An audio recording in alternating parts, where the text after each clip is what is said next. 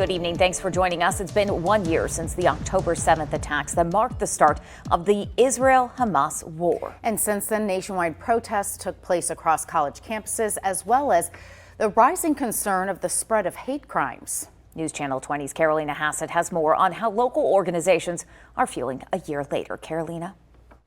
Donna and Stacey, both the Jewish and Palestinian communities have expressed concern when it comes to the rise of hate crimes. That was sparked by the October 7th attacks. I spoke to both communities a year later to see what has changed.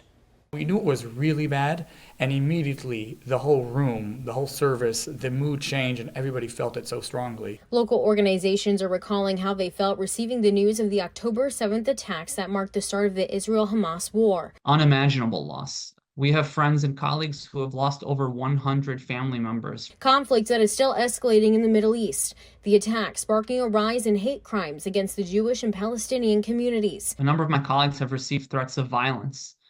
They've received phone calls threatening them. They've received letters sent to their homes. One Jewish organization in Springfield having the same concerns and needing to get extra security because of it. There's a strong sense of unity that has come out of it. You know, when you're under attack, you got to come together. The attacks also sparked protests on college campuses nationwide, including on the University of Illinois Champaign-Urbana campus.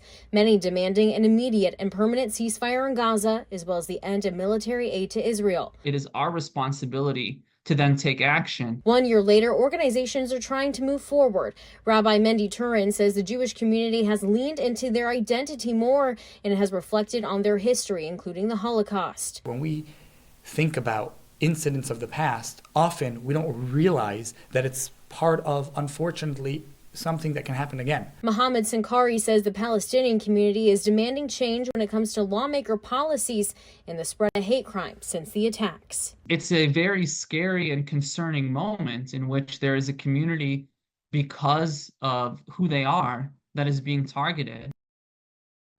And the University of Illinois increased its police patrols on campus today in light of the anniversary. In studio, I'm Carolina Hassett. Back to you, Stacey. Thanks, Carolina. Now, the Jewish Federation of Springfield sent us a statement saying, quote, Jews in Springfield join Jewish communities across the world in mourning this tragic and unnecessary loss of life, which we will never forget.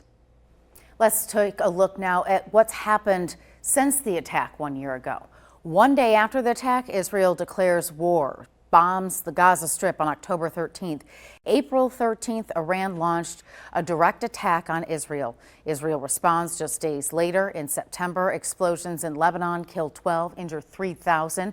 Israel then began airstrikes on Beirut, killing Hezbollah leader Hassan Nasrallah on September 27th. By October, Israel is putting boots on the ground in Lebanon, and Iran launches nearly 200 missiles at Israel. Thanks for watching. Stick around by subscribing today and don't miss a single video.